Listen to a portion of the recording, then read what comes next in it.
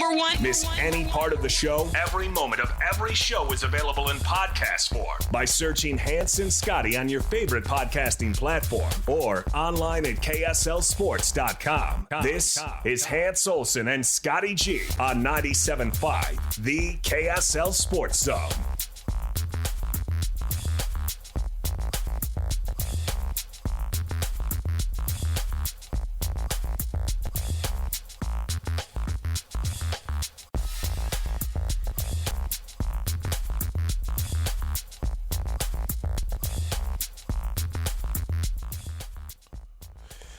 So you think you have the best dog? It's time to find out how they stack up in the Man's Best Friend Bracket Challenge. Go to KSLSports.com and vote for your favorite dog breeds. Brought to you by IFA. Stop by one of our stores today or visit us online at ifa.coop. That's IFA, helping to grow the things that you love. The Man's Best Friend Bracket Challenge. Now, this one's worth it right there. And by the way, make sure you stay tuned for tomorrow's edition of Ken Pomeroy's Bracket Special. That's going to be incredible. It's going to be me, Ken Pomeroy, and Coach Tim Lacombe. We're going to be sitting around getting you ready for your NCAA brackets. And if you don't know about Ken Pomeroy, we need to get you out from under the rock that you're living under, because he's one of the best college basketball minds out there. And he's going to be joining us for 2 hours to get your bracket set up and ready to win whatever office pool you're going to be entering. That's the Ken Pomeroy special starting at 1 o'clock tomorrow. Excited to catch up with the play-by-play voice of the UCLA Bruins, Josh Lewin. Josh, thanks for joining us. How are you?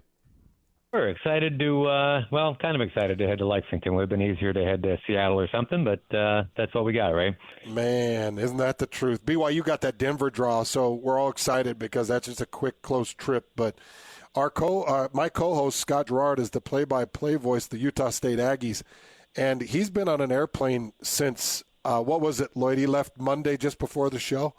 It feels, it feels like my co-host has been gone for a week trying to get into Lexington, but it doesn't seem to be taking you that long, Josh.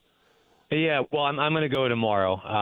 Game's not till 9:35 p.m. Thursday Lexington time, so I'll take tomorrow as my travel day, and that's plenty for me. UCLA's traveled a lot this year. Well, I wish that Scotty G would do the same, but he has got a different flight schedule apparently. We're giving him our time, Josh, because it just feels like he's been gone flying forever. But you're right. This is a tough one to get to, but there's a Rupp Arena, man. This is the great of the great. What a great venue. It might not feel like that to UCLA because obviously they're a blue blood and they play in their own greatness, but this is going to be a pretty fun place to go play, isn't it? Yeah, no doubt. I mean, Rupp is great. I've been fortunate enough to be there a couple times. UCLA was there the Lonzo Ball year, which was, like 9 years ago now.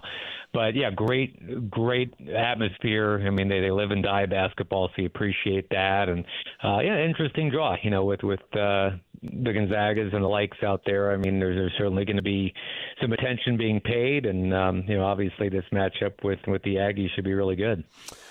So give me your thoughts on your Big Ten run. I'm curious what you think about this new conference and UCLA's existence of its basketball team in this conference. Yeah, it's still, even with football season in the bank, it still feels kind of weird. Yeah, it just will, I think, for another few years, and it'll become the new normal, and we'll all figure it out. But, these are not exactly traditional rivalries with Rutgers and Penn State and Maryland and whatever. Great that they kept USC. That was the big one, obviously, and we got a great rivalry with Oregon. But to lose the Arizonas and teams like that, Stanford and Cal, it's still an adjustment to be sure. And Mick Cronin's been outspoken about all the back and forth, but money talks, and we all know that. That's what the move to the Big Ten was all about, and it's definitely lent to some great venues and some interesting matchups and some great basketball. But it does wear on you a little bit. It does. There's no doubt about it. I call the games for BYU football, and that Big 12 travel schedule has been really interesting. Getting out to West Virginia, or getting into Cincinnati, or getting out to, you get it. Yeah, getting out to Ames. There's some tough travel spots, and I got to imagine there's some of that for you. There is, although, it's all, sometimes you forget that we used to have to go to Pullman too, and that was never easy. So, but yeah, it is, this is the new normal, and we'll figure it out.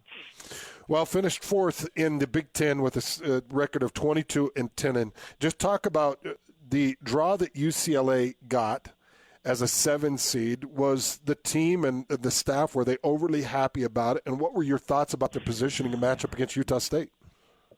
Well, I think it's going to be an interesting matchup, obviously, because Utah State, when better than anybody, when it's rolling, can really dazzle you with some points on the scoreboard. And the Bruins have run into a lot of that lately. I feel like they got Purdue's best game of the year, Illinois' best game of the year. I don't think Wisconsin will ever have 3 guys combined to go 12 for 12 from beyond the arc ever again, and that's what the Bruins got when they ran into that buzzsaw in the Big Ten tournament.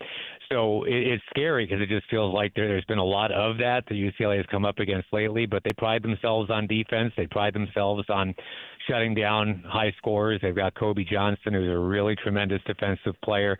His brother's in the NBA.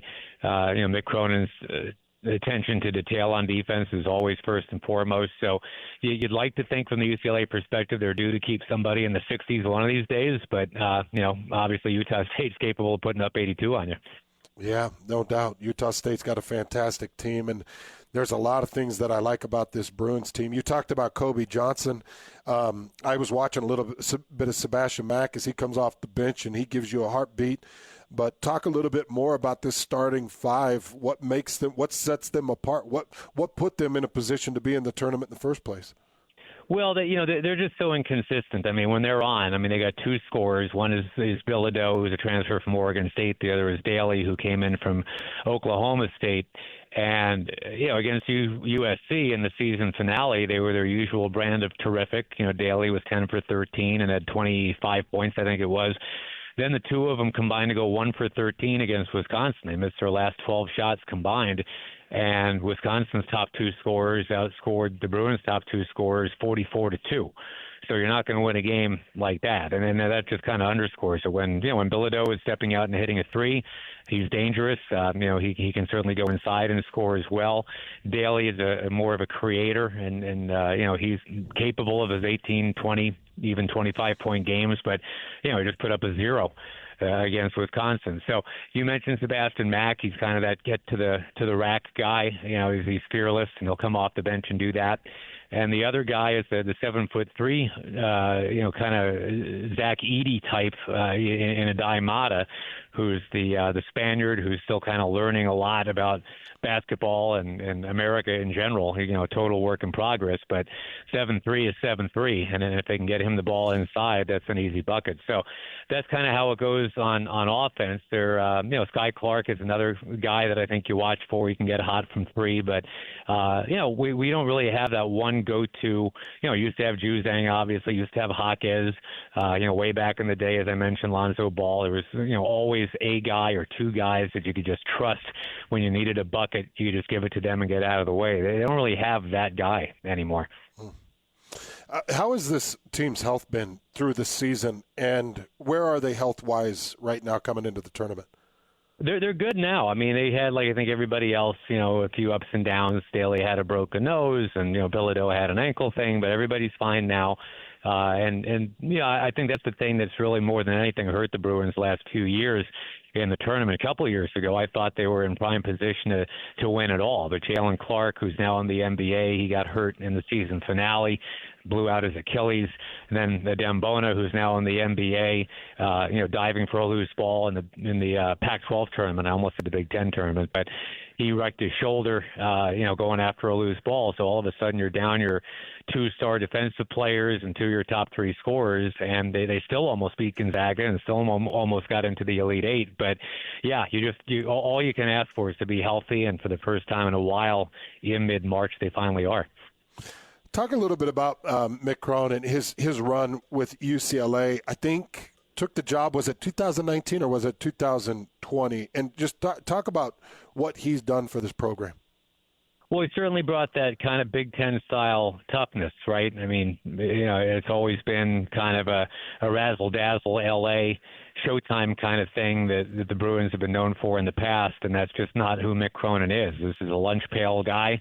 Get in your face, obviously, if you're messing up, and he expects defense and he expects attention to detail, and there's not a lot of alley-oop or anything like that going on anymore.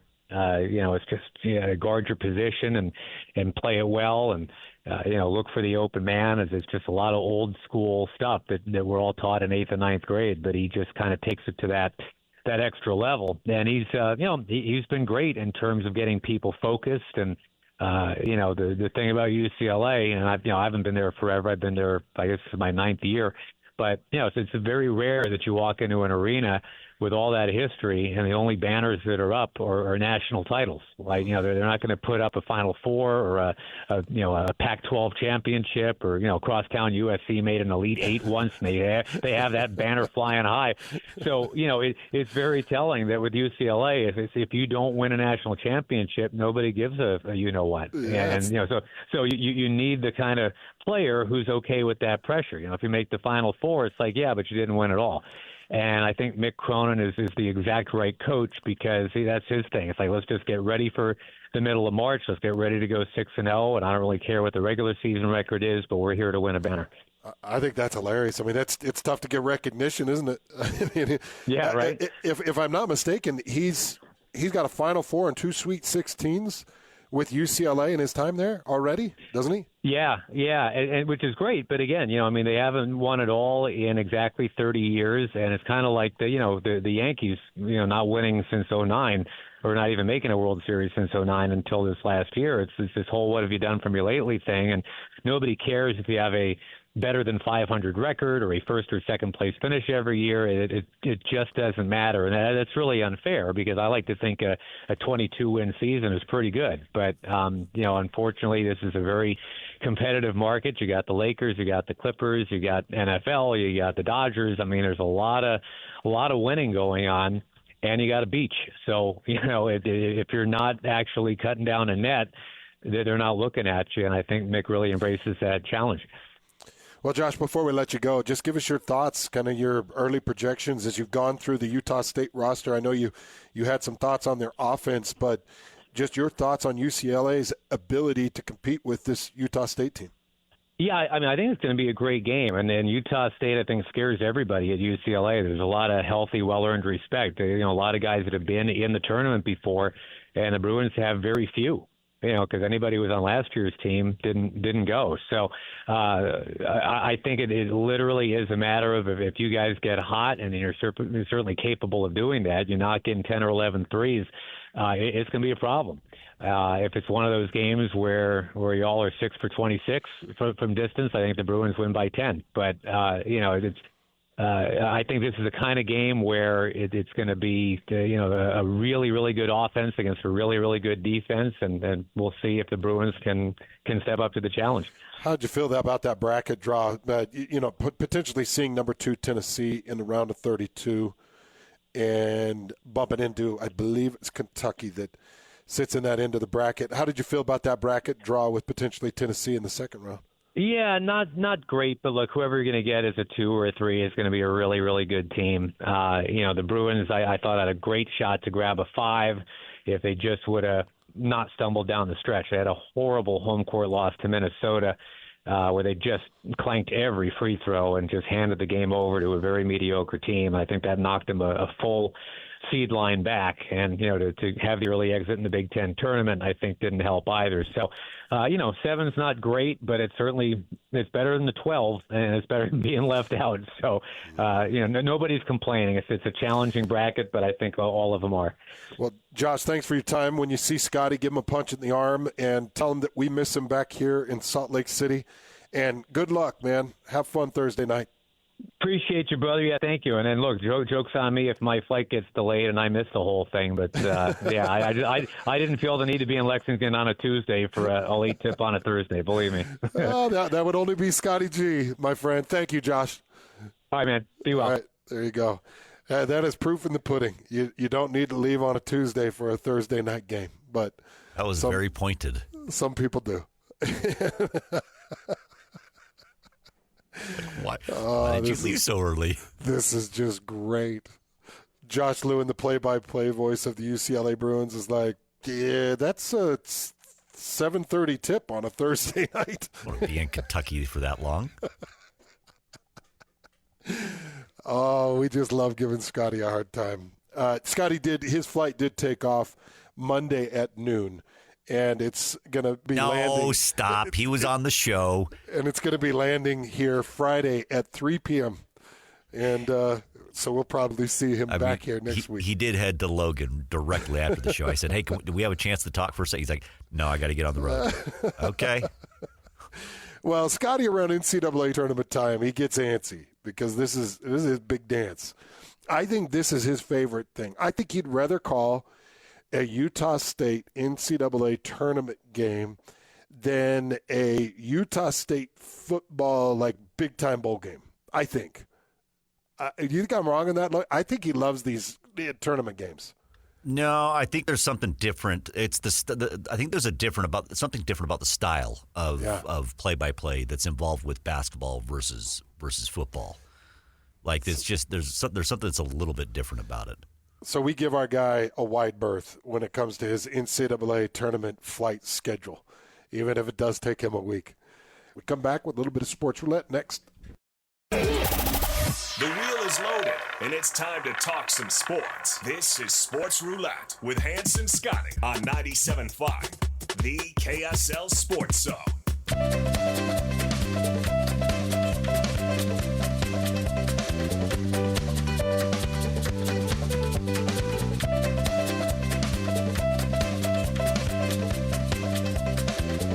It is a Jazz Ticket Tuesday. Caller number 12 right now, 801-575-ZONE. You're going to win a pair of tickets to see the Utah Jazz and the Boston Celtics.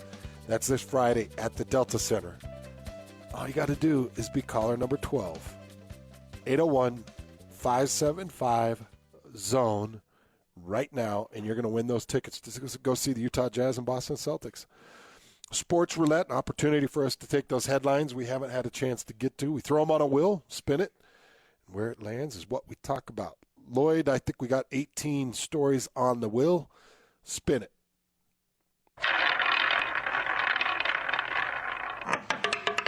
Tom Holmoe comments. Well, Tom joined us earlier in the show, and he had a lot to say. You can listen to the full conversation at KSLSports.com. You go to the podcast, and you'll find Hans and Scotty easy to get there and any one of your podcast providers. But Tom Holmoe had some interesting comments in regards to BYU getting competitive in the world of NIL. Well, this is a big change in college athletics, and I think in the last 2 or 3 years, as we have transitioned or guided our way through collectives and NIL and transfer portal, it's a change for many fans, and some fans really don't like it, and some fans are intrigued by it.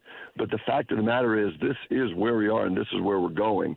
So as fans and administration, as coaches and student athletes, we all have to adapt.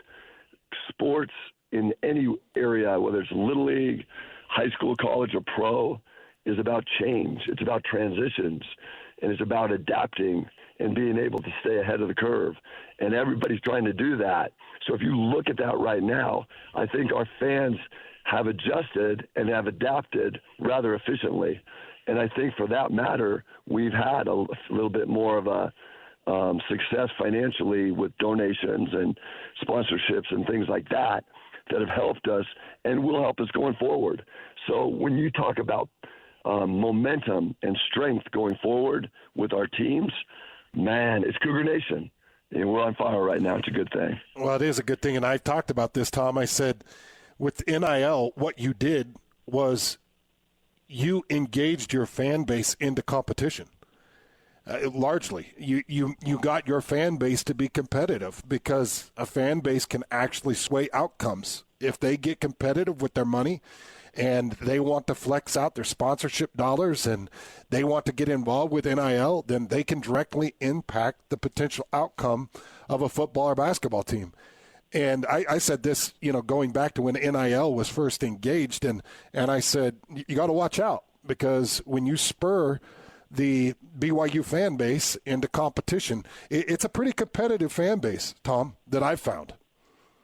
Yeah, I understand what you're talking about. I go back to the tradition and culture of BYU athletics that goes back decades and decades, about Lavelle's time and before. And I would say that's a savvy fan base. So they wanted to know the changes. So I've had numerous discussions and heated discussions about exactly how it goes and how NIL works and revenue share works and transfer portal works. And when you have a very educated conversation and each other can learn from each other, they've come on board. It's been a little bit tricky sometimes to get some people, and some people are like, look, I'm not jumping into NIL, but I'll help in other ways. And for me, that's fine. I mean, to each his own. But you're right. BYU donors, ticket holders, sponsors have come out in droves, more numbers than I ever dreamt possible. But I think it's built on the brand. This just can't happen overnight. I think that this has to be something that you waken the giant and you move forward with it, but you have to continually teach and train them to understand, honestly, what's going on. And we've had some ups and downs in trying to have these conversations, and they're not over, Hans. What has to happen in the next 2 to 3 to 4 years, there's going to be more changes that you and I aren't even anticipating right now. And the fan base will have to understand you have to bring the fan base. For us, Cougar Nation, you have to bring them along. Like there's something that happened the other night at our Utah BYU basketball games where some of our rock people that have been to every game couldn't get into the game because it was sold out to the seat. And we're going to have to figure out a way for the future to make that to where it's more palatable for the greatest fans there ever were. Yeah. And we're going to do that. It hasn't been a flawless season. There's been a lot of ups and downs behind the scenes that we're always constantly working on, whether it's in athletics or in tickets or in sponsorship or whatever it might be. But I'm just so proud of all the Cougar Nation that has come along for the ride, and I think they're enjoying it. A lot of money has been poured into both the BYU and football organizations at BYU, and Tom Holmoe kind of confirming that there is a lot of money. And, Lloyd, we had Coach Calhoun on yesterday, and he mentioned as much. What were the exact words? Oh, he said essentially BYU is leading the NIL charge. They're the best at it right now in the world. In the world. One of the best. One of the best in the world. One of the best in the world. BYU is putting a lot of money back into the sporting organizations, and it's evident. Unprovoked by that. That wasn't a question about how BYU's done or anything like that. Nope. That's him talking about, hey, what he's learning is they need to retain players. That is important to retain players. And how do you retain players? Through NIL. And who's leading that charge right now? BYU. Seeing what they're doing locally. Like I said, he said one of the best in the world doing it right now. BYU's got the attention of every other coach and every other roster in the country right now. It's pretty impressive. All right, Lloyd, spin it.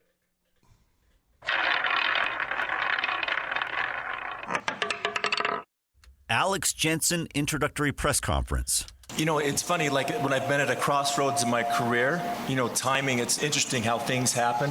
It felt right, and through my conversations, I'm extremely diligent, I think, when I make decisions like this, and I talk to a number of people, and, at the end, as hard of the decision as it seems at one point, it becomes easy in the end. I think the excitement and the timing just felt right for me. I remember playing here, and, the history, especially basketball, it's rich. And I remember thinking, you're in a long chain of great players and great teams. And I think, obviously, I don't want to say a continuation of the past, but I think it's a connection. But I've specifically approached it as forward-looking, and to carry on the tradition. Alex Jensen was fantastic in his introductory press conference, and we talked about this with Steve Bartle. First things first, he's got to retain the roster that he currently has. He's got to get guys like Jake Wallin back into the fold, and then he's got to find his assistant staff and make sure that he fills it full of amazing developmental individuals. And I know everybody wants those alumni, and they want those Majerus alumni, and they want the rich history to come back. But the truth is, Alex Jensen is as top end and as good as you need. Now everybody else around him just needs to be great at development and great at recruiting. And he could have himself a heck of a staff. I think everybody at the Zone has ultimate confidence in Alex Jensen. I don't know a single person that has anything negative to say about Alex. His coaching style, the way he works and manages relationships, the players that he's helped develop in the NBA, guys like Rudy Gobert, Luka Doncic with the Dallas Mavericks. You know, before the Dallas Mavericks decided to dismantle themselves, Alex was really in full control and doing some great things. And Dallas had made a run to the finals, and they were looking great, and then they decided to just implode the whole thing, which I actually think worked to Utah's favor in timing. Moving Luka Doncic and having injuries and seeing that whole thing with new ownership and new management start to fall apart, it was like Alex was like, let's go. Go back to alma mater, go back to the college game, and let's get engaged and get going. And now Utah's just got to dig up those NIL dollars that we've been talking about. They got to find the money so that they can retain the roster and they can get the transfer portal talent that they need to be competitive in this Big 12 conference. It's difficult. But Alex is very capable of doing it. Mark Harlan is very committed to doing it. Utah has always been committed to winning. You know, go ask Kyle Whittingham. They have given Kyle everything he's needed to be competitive through the Pac-12, and they've given him everything he needs to be competitive early in the Big 12. Now, you do need to start to up the NIL dollars and make sure you're able to keep that roster. But just coaching retention, keeping Kyle Whittingham in the fold for as many years as they've done is an indicator to the level of interest they have and success in their organization. It's such a crazy balance that's happening within college athletics, and I'm talking about like development versus money. Because some places are picking some kids are picking the money versus over, like, say, development. We all know what Utah does. Let's just talk about football. We know that they develop football wise. Like, they are one of the best at developing, taking whether it's a 3-star, they don't go with the 2 stars anymore, but getting those 3 stars and all of a sudden, turning them into 4 stars and developing. Guys are going to be ready to go to the NFL and compete. Whereas, other places are like, maybe it's more about the money and not the development. Do you know what I'm saying? Like, they're taking that money and getting that money now, but they might not be ready for the NFL. The NBA? Yeah, or the NBA, whichever. I just pulled from because you brought up Whittingham, and I'm talked about, because you talked about how obviously the NIL still needs to get better, and that's even with Utah, like with Kyle Whittingham. Like, the NIL has to continue to get better. But it's kind of interesting. We've always talked about Utah being this they develop for the NFL. That's corners go there and they're ready. All NFL scouts know that if you're looking for corners, look at what Utah has, because you're going to probably have somebody that's going to be developed and ready to go. And it's just kind of interesting how college athletics is changing.